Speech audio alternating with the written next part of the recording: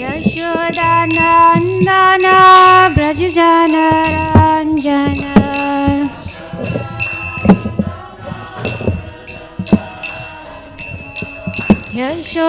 Yashodanandana Brajajana Ranjana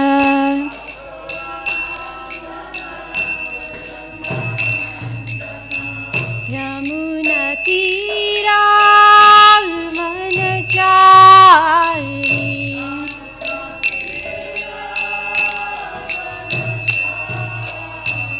Yamuna Tira Manachari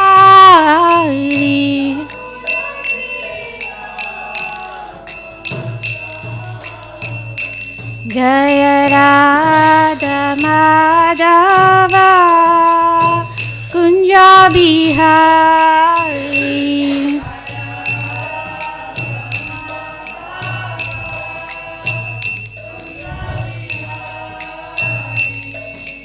Gopi Jana Vallabha Girivardhari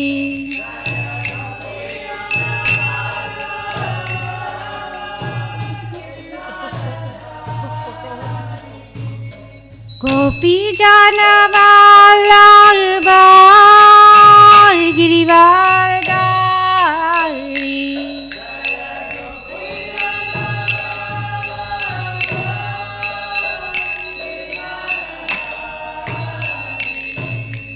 Gopi Jana Vallabha Girivardhari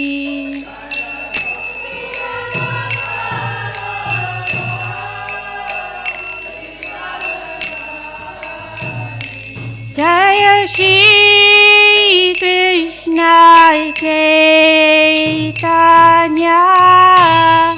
Prabhu Nityananda Shri Advaita Gadadhara Srivasadi Gaura Bhaktavinda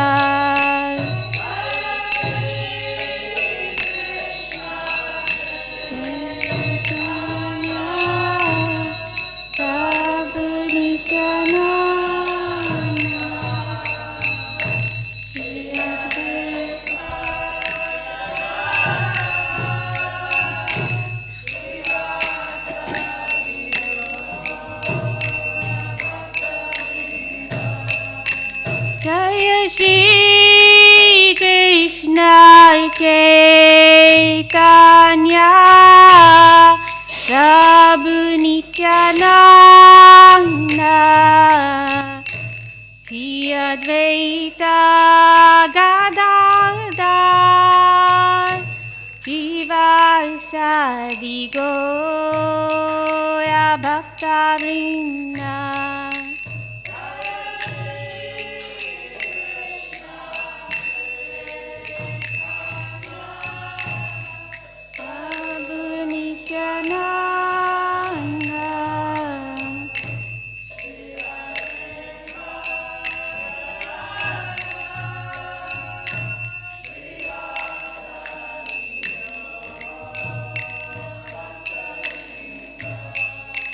Hare Krishna, Hare Krishna, Krishna Krishna, Hare Hare, Hare Rama, Hare Rama, Rama Rama, Hare Hare.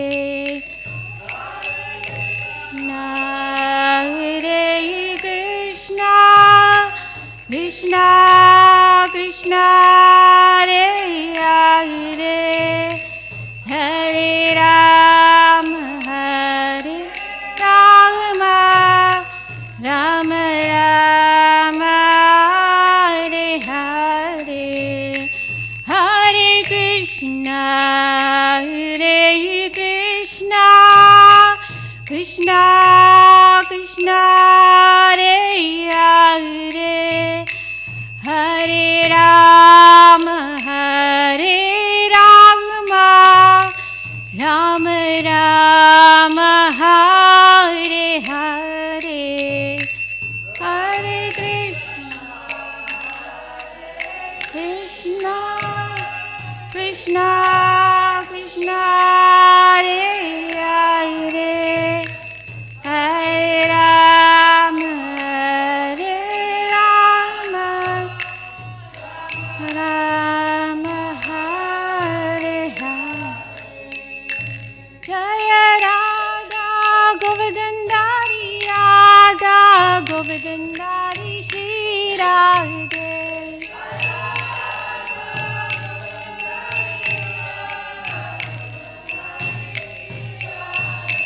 Jaya Krishna Balaram, Jaya Giri Govardhan, Krishna Balaram, Jaya Giri Govardhan.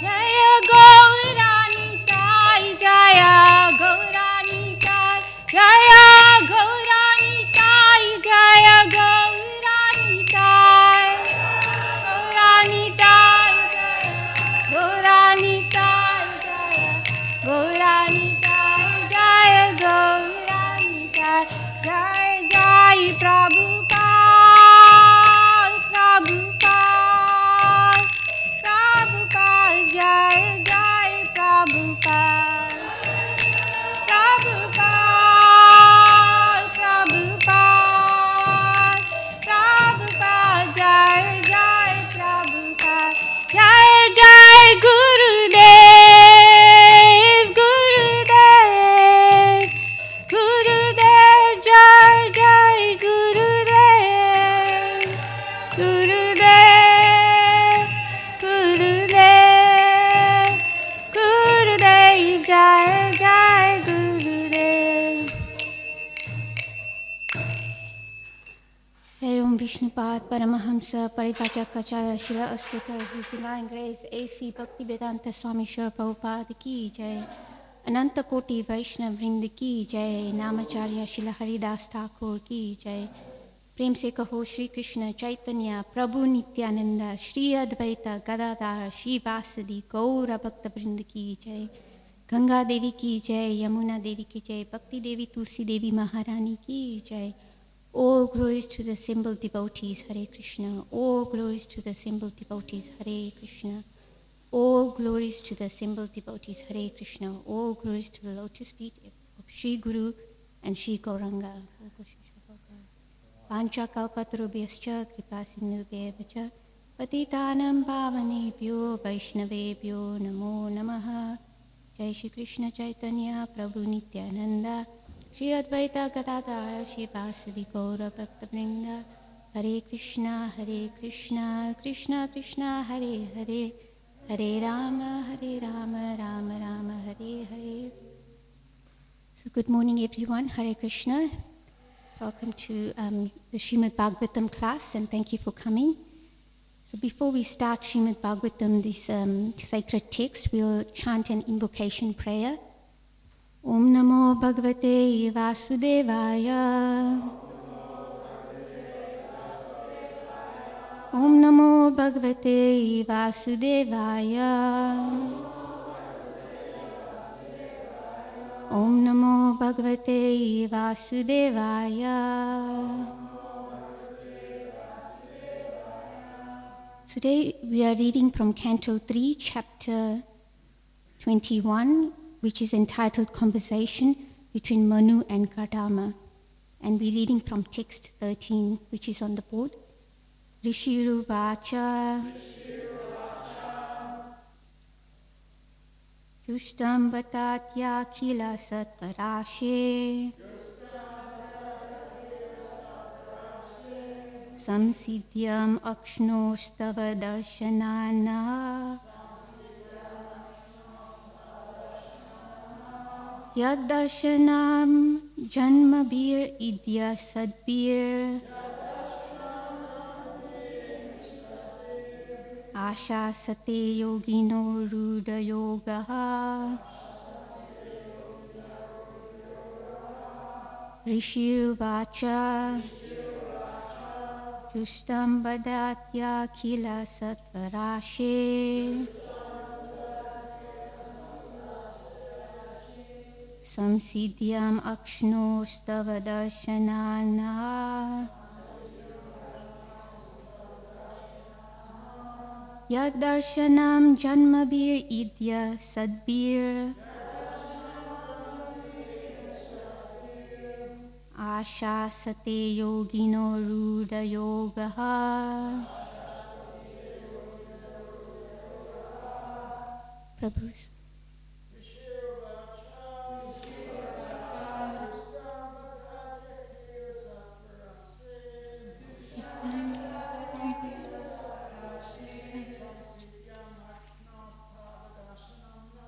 Samsidyam Akshno Stava Darshanana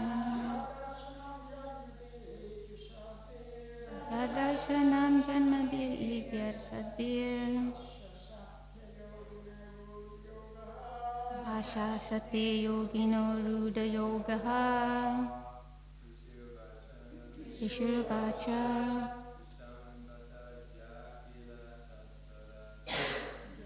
Sambhadyata Kilas Parashe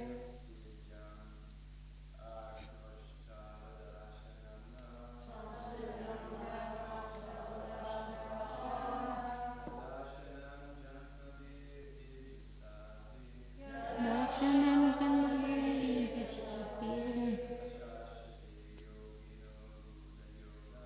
Asha Sate Yogino.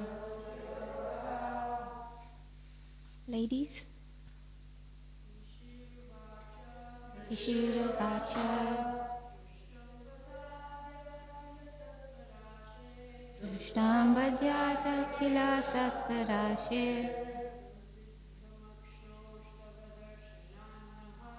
Samsidyam Akshano Stava Darshanana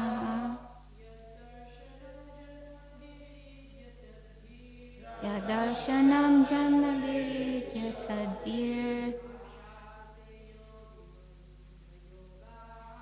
Asasate Yogino Ruda Yogaha Rishiruvacha Justam Badhyata Kila Satvarashe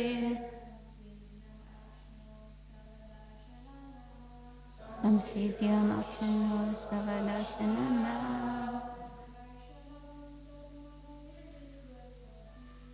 Darshanam Janmabir Idya Sadbir Ashasati Yogini Yogaha. Word for word, Rishiruvacha. The great sage said, Jushtam is attained. Pata Adya now. Akila all. Sattva of goodness. Rashe who are the reservoir.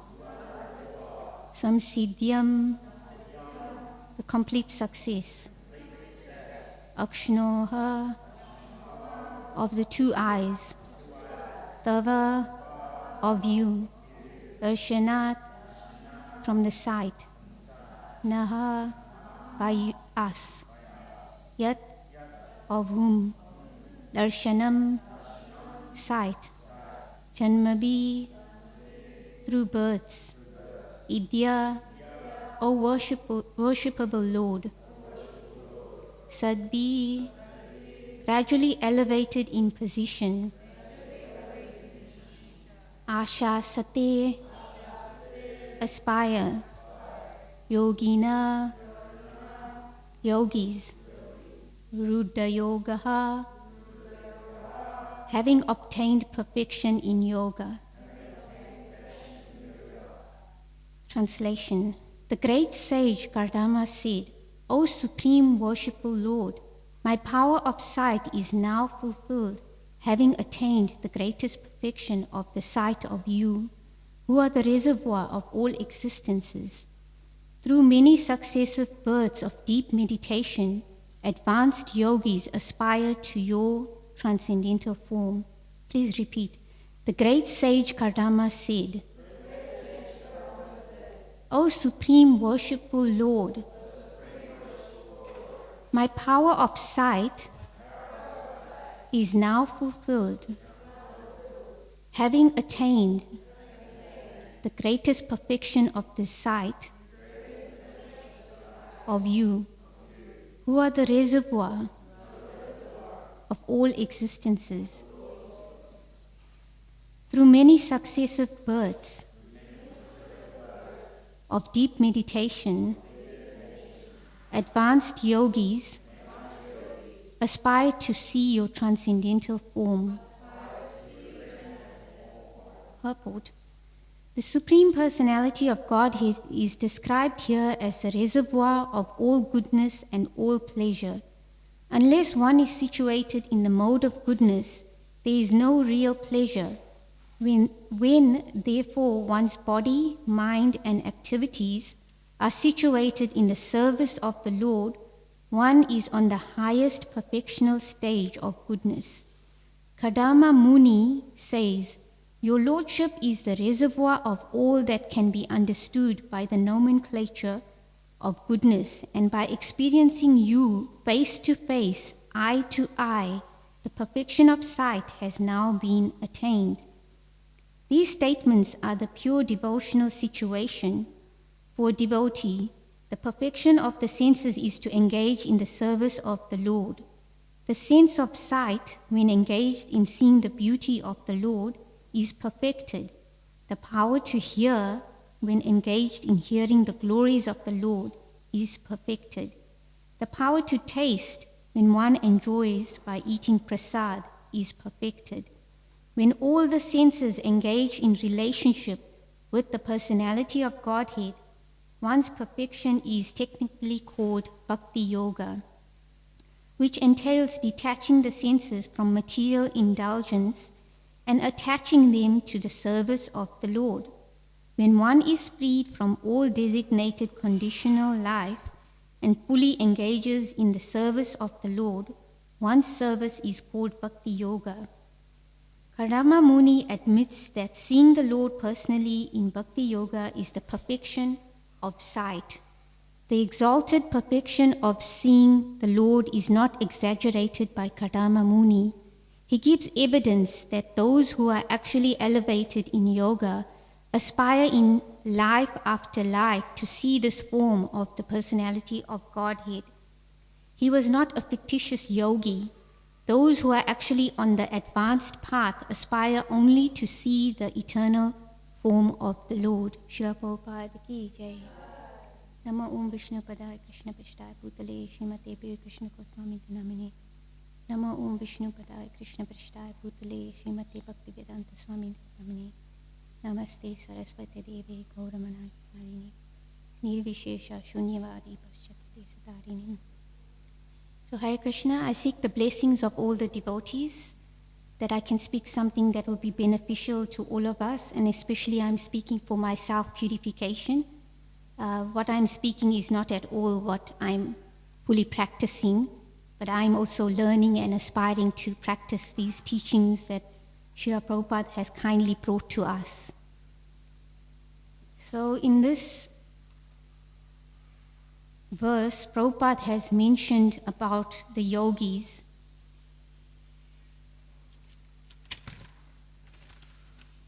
And how Kardama Muni is not a fictitious yogi. Because in the Bhagavad Gita, as it is, Prabhupada mentions there that in verse chapter 7, text 3, he says, out of many thousands among men, one may endeavor for perfection, and of those who have achieved perfection, hardly one knows me in truth. That's the verse, Manushyanam Sahasreshu.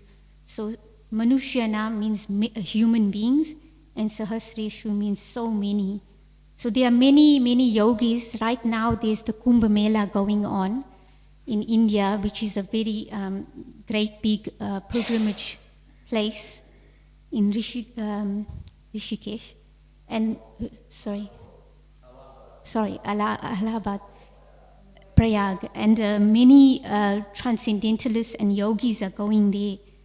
But out of, in this verse, Prabhupada mentions Krishna is telling Arjuna that out of many, many thousands of men, that hardly one will know him and achieve perfection. So Kadama Muni is one of the yogis, and it says, Prabhupada mentions in this Bhagavad Gita purport that if one is sufficiently interested, but even if we're interested, hardly one knows Krishna in truth. So we understand from Bhagavad Gita that there is a yoga ladder. So a ladder is going up. So we have different yogas, karma yoga, jnana yoga, there's hatha yoga, and bhakti yoga, which is the highest perfectional stage of yoga. So Kadama Muni, he is a bhakti yogi, and he mentions in this verse that the perfection of sight is achieved by seeing the beautiful form of the Lord. And we are so fortunate that Srila Prabhupada has created centers and temples all around the world. And even on his physical departure, there are many, many new temples and centers opening up. So we can purify our senses in Krishna's service. So right now we are all using our ears to engage in hearing about the glories of the Lord and his dear devotees. And in every temple and center around the world, we have Krishna Prasadam, food that is cooked for the pleasure of the Lord, and it becomes sanctified and blessed food. And when we partake of that food and we honor it and enjoy that Krishna Prasadam, not only are we being physically nourished, but we are also spiritually being purified. Our heart is, all the contaminations within our heart is being removed. So in this verse also, it was alluding to the concept of karma. So we have many, many lifetimes.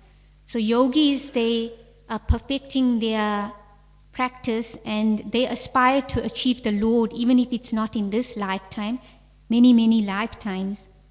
So this Bhagavad Gita, is the basic knowledge it gives us that we are a spirit soul and we're covered by this material body. And we, by whatever activities we do, we get a good or bad birth.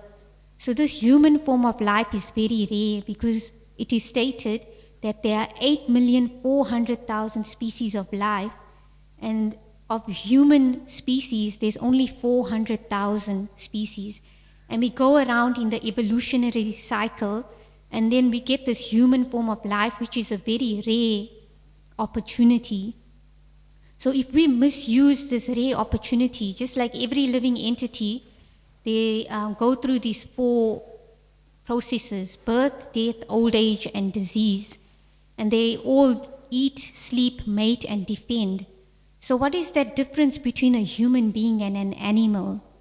So a human being has that perception to inquire, who am I? Who is God? What is my purpose in this human form of life? What is my mission? And how can I go back to God? So going back to the spiritual world is above even the heavenly planets. So in Bhagavad Gita it says, Brahma Bhuvana Loka. So we can have practical experience here at New Govardhana or even in Hawaii. It's like a heavenly planet. But even that heavenly planet, we also experience suffering. We're not exempt from diseases. People still get cancer even if they're living in a very opulent first world country. So then we need to inquire that wherever I go, even if I achieve some material happiness, some material perfection, there's still going to be death, there's still going to be disease and suffering. So right now, some of us here, Krishna Bhavana, Julian, we are doing the Bhakti Shastri course with Ikshwaku Prabhu, and we are on the Nectar of Devotion. So in the Nectar of Devotion, chapter 1, Prabhupada mentions there that there are 8 mystic siddhis. So siddhis are perfections. So this is material perfections that the yogis achieve. So sometimes as we might think that these yogis are actually, these yogic powers are actually spiritual. but they are not spiritual, they are subtle powers, but they're still material.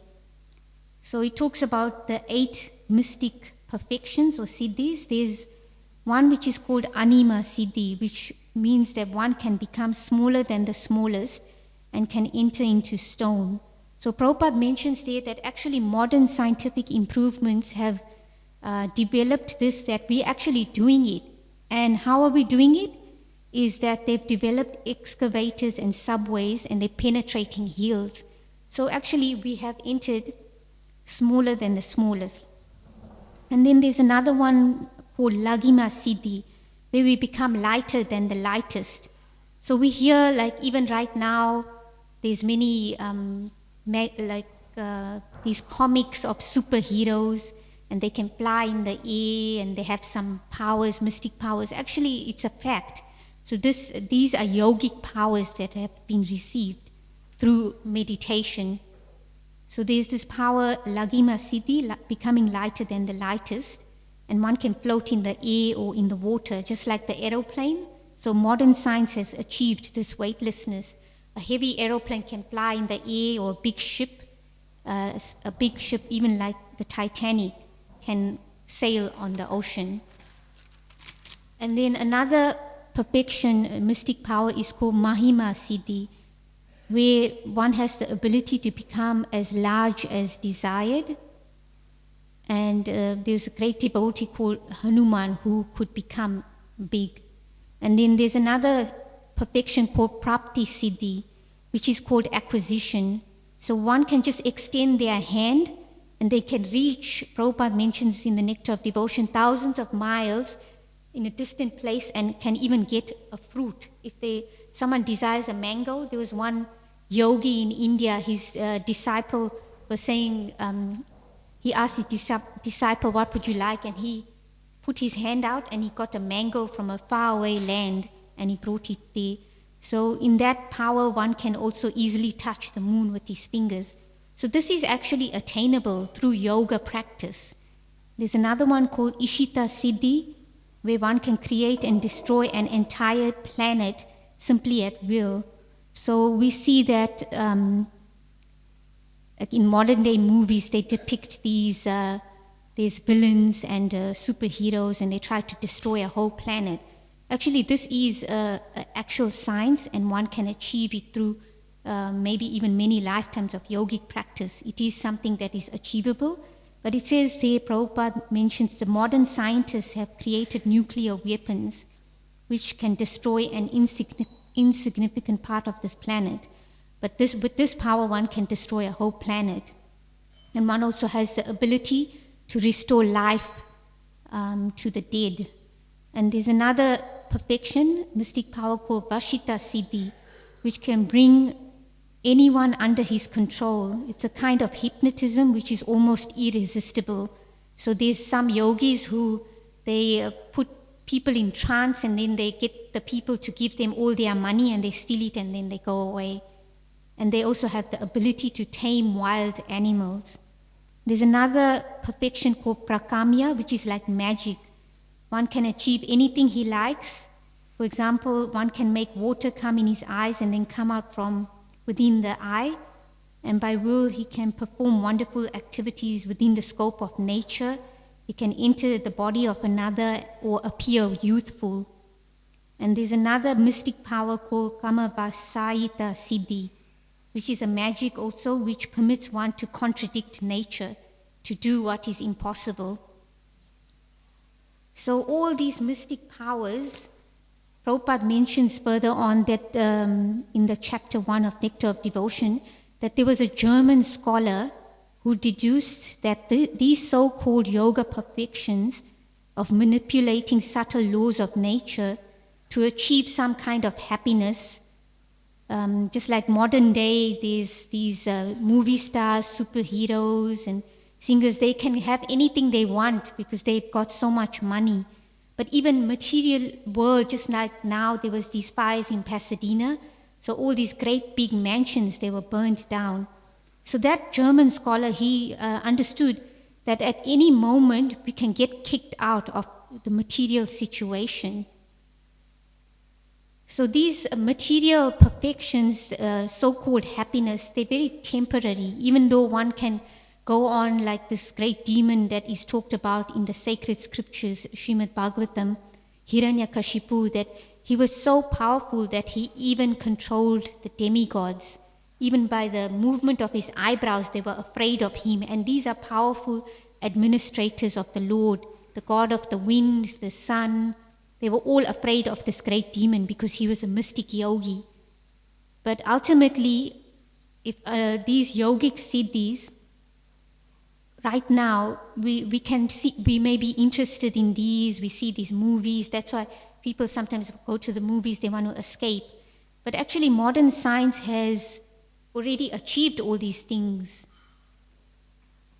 So Prabhupada mentions that the German scholar, therefore, he intelligently went to India to learn how he could understand his eternal relationship with the Supreme Lord by means of Bhakti Yoga. So devotional service is the actual real life, the eternal life, because these mystic powers, this big mansions, beautiful form, nice fancy cars, great education, at the end of life, it's all finished. And if we're very fortunate that even if we get another human birth in the next life, we have to start from scratch, back in diapers, work hard, go to school, go through all those mental and emotional and physical struggles. And if one is even luckier, they may not go through it. They may be born, as in Bhagavad Gita chapter 6, it says that those who are transcendentalists, who have practiced for a short time, they can achieve a birth in a wealthy family or an aristocratic family. But those who have, after long-term practice in yoga, but who were not able to complete it, they take birth in a family of transcendentalists or devotees, where they can finish up their material sojourn, and they can go back to, we can go back to the spiritual world. So this human form of life is very rare. If we misuse this great diamond that is awarded to us, and we can actually glide down to the material platform and actually take birth in an animal form. So in an animal form, of course, we as Krishna devotees, we respect all living entities, whether they're in a tree body, animal body, insect body. But the point is that in the animal form of life, we will lose that perception to inquire what is what is the purpose of life, and then we have to go through the evolutionary cycle, 8,400,000 species of life, and then again get the opportunity of a human birth. So do we really want to misuse this rare gift that we've been given and use that diamond to crack nuts? Or we use that diamond in the proper utilization? So in Nectar of Devotion, Prabhupada mentions there, which is related to this verse as well. So those are yogic material perfections. But then there's devotional qualification or devotional perfections. And we are so fortunate by Prabhupada's mercy that we have access to this, and we are all actually doing all these activities. These are transcendental perfections achieved by devotees engaged in devotional service. So these are the 9 processes of devotional service. Shravanam Kirtanam, Vishnu Smaranam, Pada Sevanam, Archanam Vandanam, Dasyam Sakyam Atma Nivedanam. So Shravanam means hearing about the glories of the Lord and his devotees. So who is the example that Srila Prabhupada gives? Of course, there are many, but there is one in particular which is revolves around this one personality in the Srimad Bhagavatam. So he achieved the perfection of hearing, and his name is? Yes, Parikshit Maharaj. And then the second perfection, devotional perfection, which is eternal, is called Kirtanam, chanting. And we chant the glories of the Lord, and we chant the Hare Krishna Maha Mantra.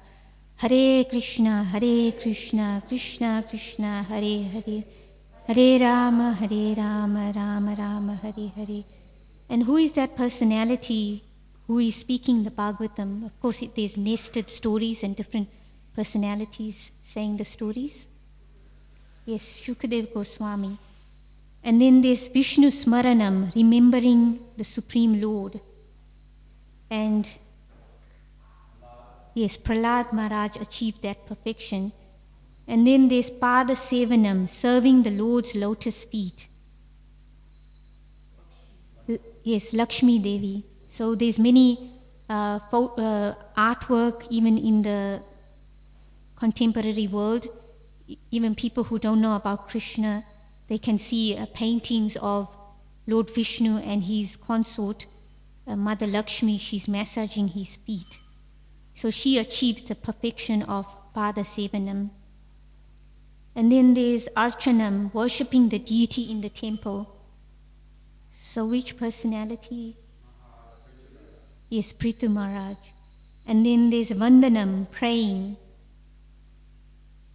There's a personality who went to, Akrura. And Dasyam, carrying out the orders of the Lord, Hanuman. And Sakyam, serving Krishna as a friend, Arjuna. And Atma Nivedanam, sacrificing everything for the Lord. Yes, Bali Maharaj. And there's many other examples of great devotees in the pages of these scriptures, Srimad Bhagavatam and other scriptures, which talk about these great personalities. And Prabhupada mentions there in the Nectar of Devotion that each and every one of these 9 processes of devotional service is so powerful that if anyone follows even one single one of them, he can achieve the desired perfection without fail and be established in devotional service. So how fortunate we are. By Prabhupada's mercy, we are actually following all these. In the old days, there were these yogis who had to do so much austerities, and even then, their mystic perfections are temporary. But we have access to these transcendental perfections that are eternal. So even if we're not able to finish it in this lifetime, we're carrying it forward to the next lifetime.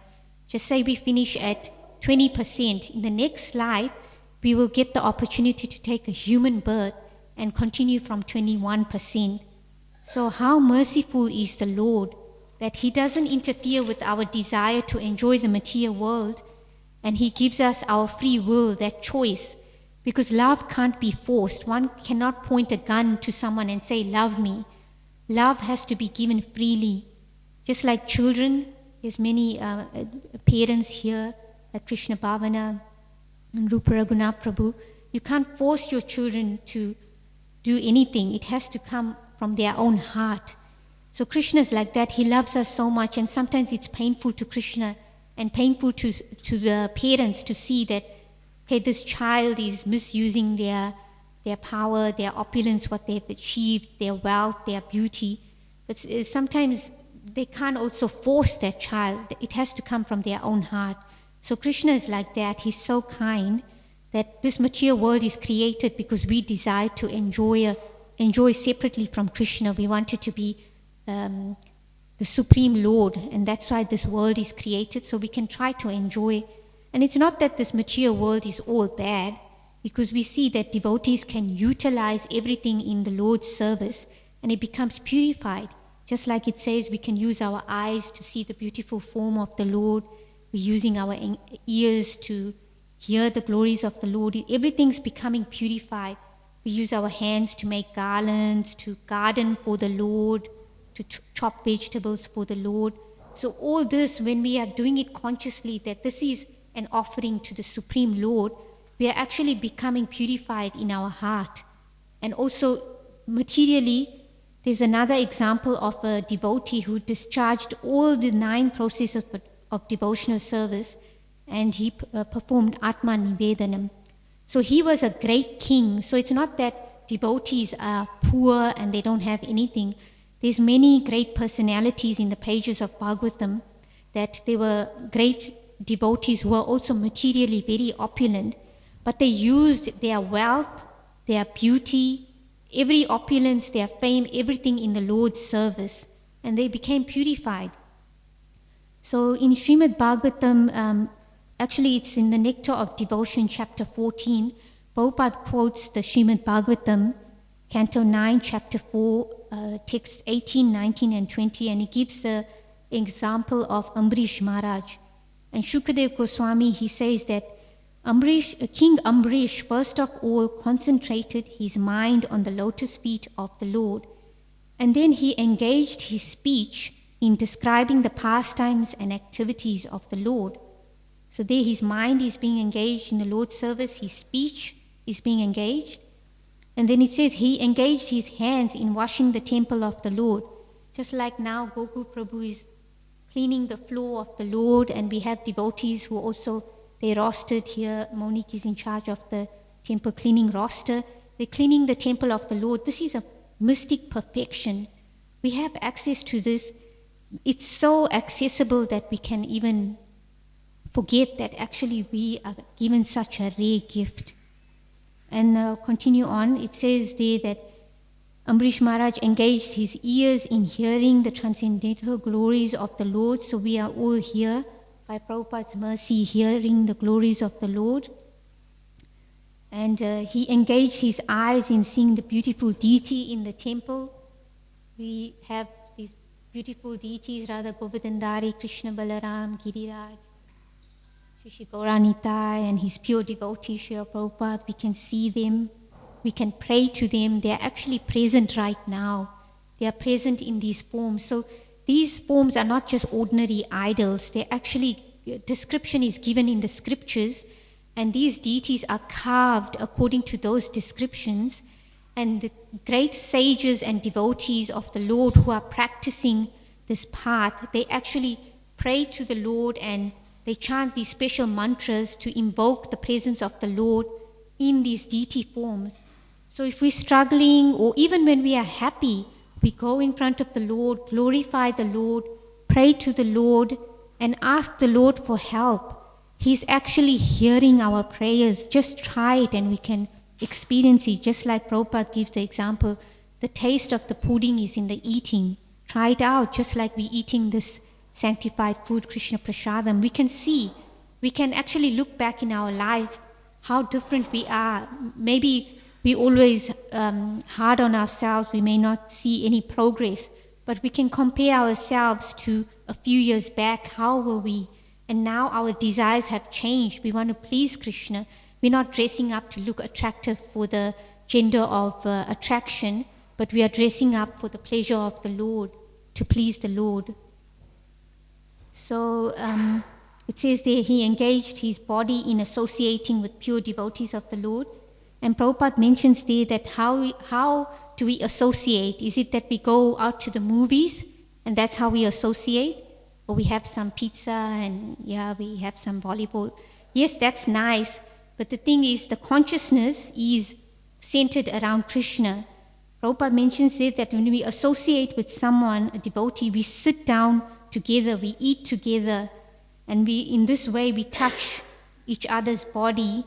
It's inevitable. Just like sometimes we come for class, we hearing, and some devotees kindly take the mat from our hand, put it in the cupboard. So we're touching the hand of a devotee. So that is anything used and engaged in relationship with the Lord, we're becoming purified. So the devotees of the Lord, aspiring devotees, we are actually servants of the Lord. And when also it's not that we are better than anyone, but we are fortunate that we have this knowledge and we use it in Krishna's service, and we try to bring others to Krishna's lotus feet, because we understand that we experience ourselves that we may have so much money, we may have beauty, so many things, but in the nectar of devotion it says that even a drop of water in the ocean cannot compare to the happiness that is achieved in devotional service. So the whole ocean of material happiness,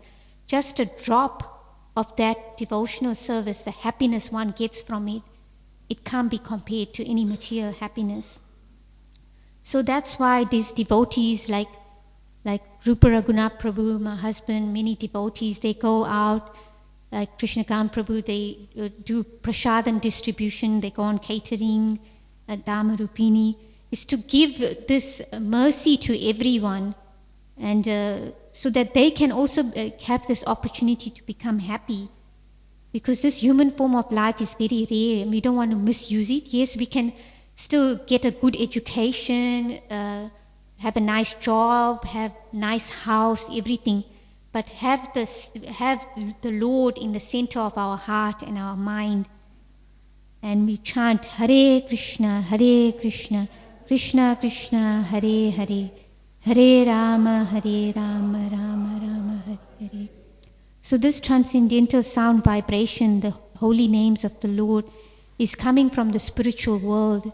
And the Lord is so merciful that in this iron age, like in the old age, in the previous ages, it talks about how the yogis, they meditated and they achieved these perfections. But in this, there's the golden age, the silver age, bronze, and the iron age. So we in the iron age, which is full of hypocrisy and so much suffering. We can even compare it to our great-grandfather. They lived for many more years, but now people's lifespans are dwindling and getting short. So this human form of life is very rare. We chant the holy names of the Lord. That is the recommended process in this age.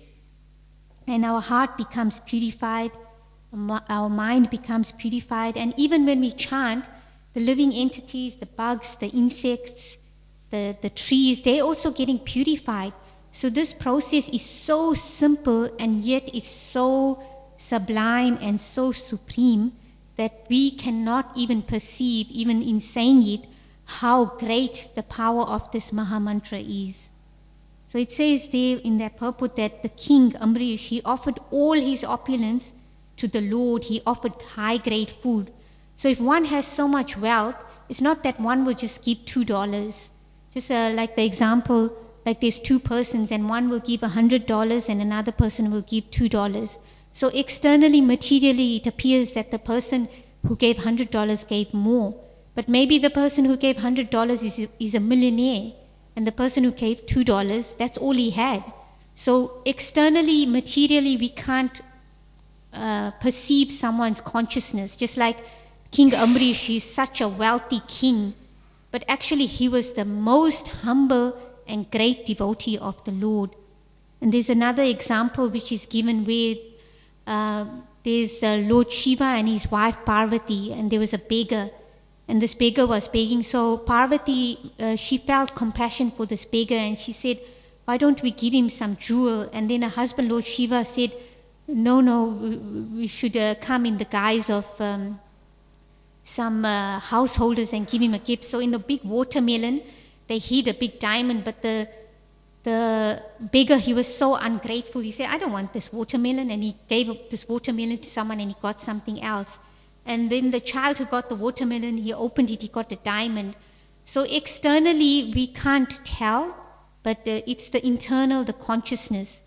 So also knowing this is not that we look at everyone and we judge. This is for ourself, for our introspection and to see where we at. That is my consciousness, where is it right now? Just like Vaisheshika Prabhu, Dharmarupini spiritual master, he says that where, and Krishna Rupa Mataji also mentioned yesterday, it was he actually, Vaisheshika Prabhu got it from someone else also. It's a way, you want to say? Yes, thank you, Dharmarupini. Where attention goes, energy flows. So we need to always question, where is my energy going? And that's where our attention goes. And what in Bhagavad Gita it says there that wherever our mind wanders and whatever we do at the end of life, all those accumulated thoughts will come to us and then we'll achieve that destination. So we want to create good impressions in our mind, good samskaras. So we engage in devotional service. And if one doesn't have a lot of wealth, they can even, in Bhagavad Gita it says, offer just a little fruit, a flower or water, and Krishna will accept it. In 9:26, Patram Pushpam Phalam Toyam Yome Bhaktya Pranashyati. So whatever we have in our life, let's all try to keep Krishna, to keep God Krishna in the center of our life, and that way we'll gradually become purified. So it's not that we compare ourselves to others, we look at others for inspiration, but if we compare with someone, we'll always feel dejected, because everyone is on a different platform. Some people have performed this devotional practice for many previous lives, and that's why when they come to Krishna consciousness, they're like fire. They like progress so fast, and then someone may come and is, falling down, and then keep coming back, falling down. So we all here to encourage everyone, and we look to others for inspiration, and we shouldn't compare ourselves with others. We just build a strong foundation gradually and not too slowly. We should always try to do a little bit beyond our comfort zone, but also don't push too much that we fall back. So we all try to build the strong foundation, and gradually it will build up, just like S.P. Keshava Swami, one of our teachers in the Krishna consciousness movement. He says there that just like an earthquake, when an earthquake comes, and if the foundation is not strong, even though the building may be such a big high skyscraper, and if on the Richter scale the earthquake is very small, that tall building, if the foundation is not strong, it will collapse. We don't know what our life crisis is going to be, what earthquake we're going to receive in our life. So we need to be introspective and honest with ourselves and build a strong foundation. And our intention and motive and purpose should always be to please Krishna and the devotees. Because even in devotional life, we can get the byproducts of name, fame, profit, and adoration. And this will again pull us out. It's the last snare of Maya, trying to trick us away from Krishna. So we always need to be introspective and have one person in our life. Even these self-help gurus in the world, they have someone in their life, a life coach, who they can go to, who's not going to publicize it in the social media that this person's got this struggle and that struggle. Have one person at least in our life where we can talk to them about our struggles.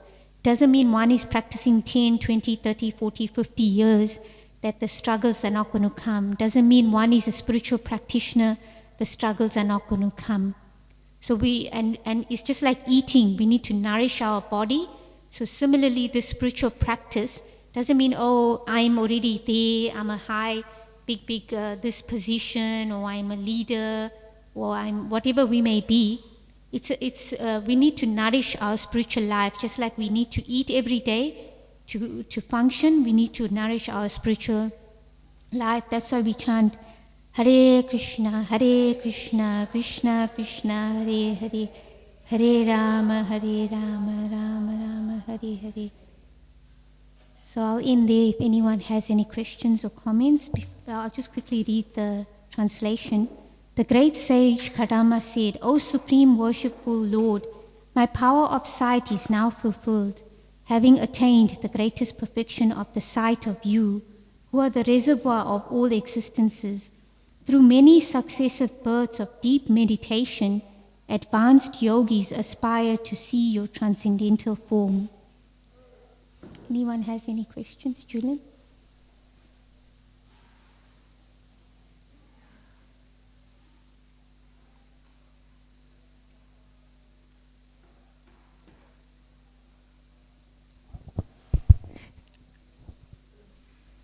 Thank you for the class.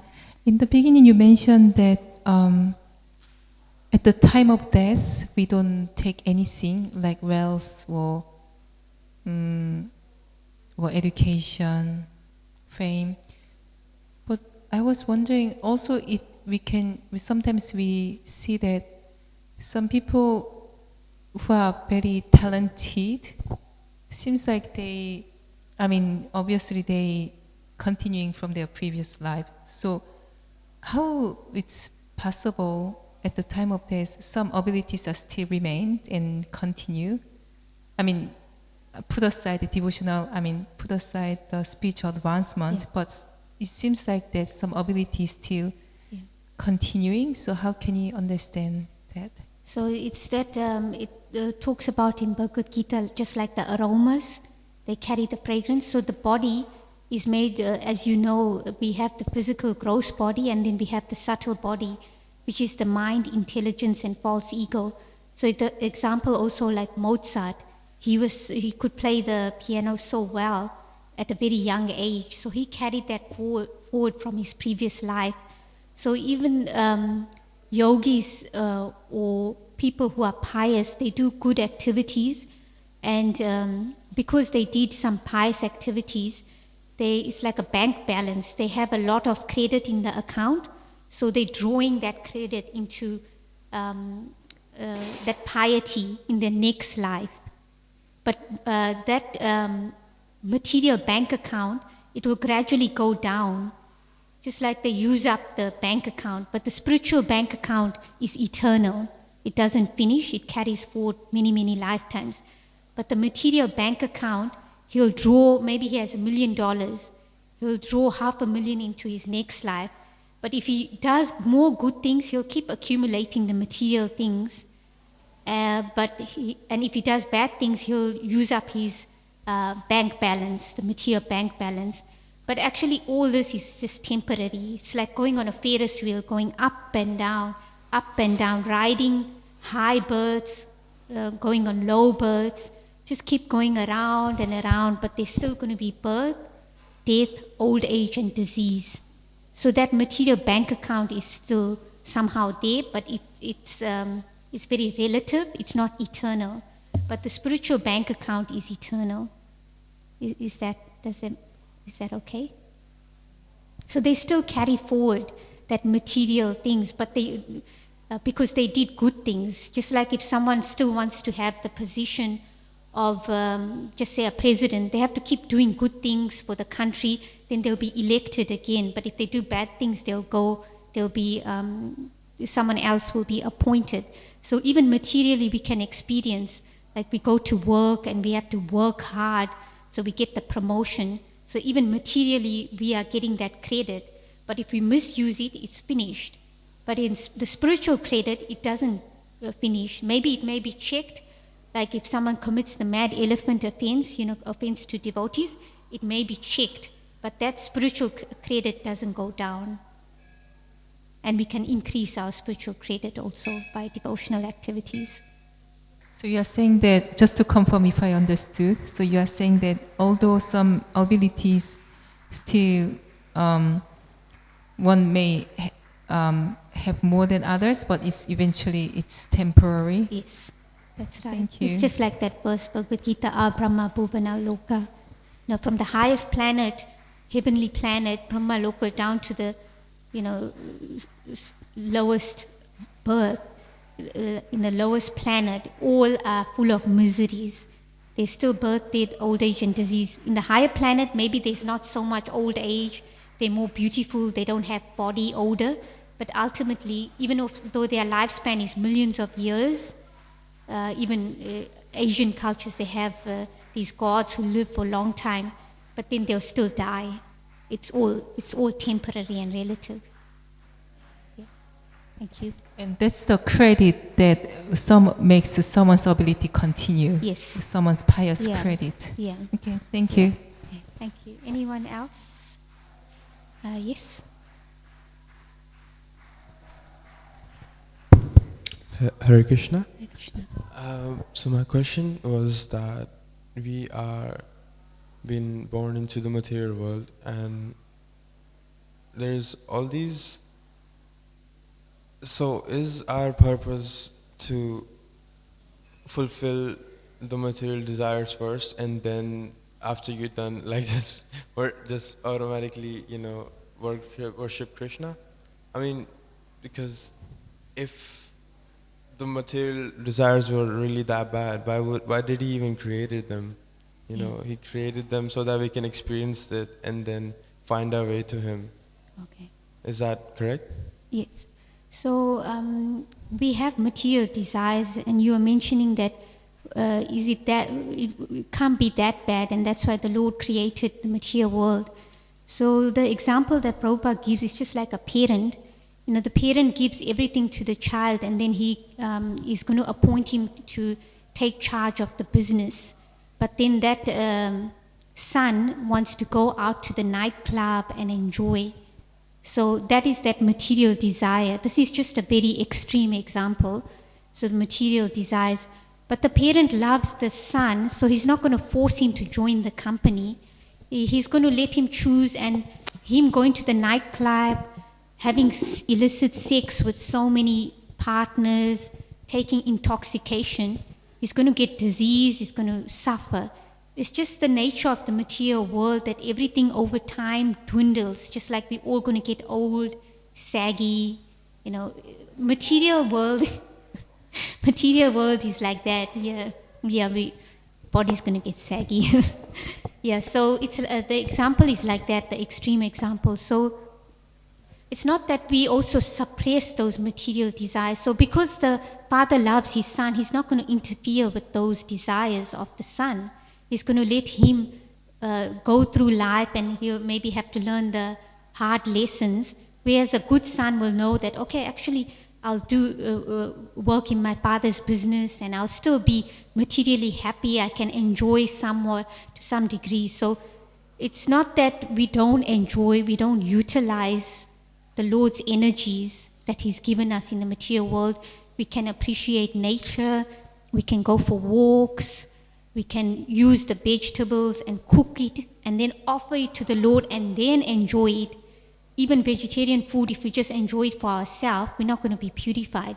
So it's not that we suppress or repress our material desires, but we actually purify it and dovetail it in Krishna's service.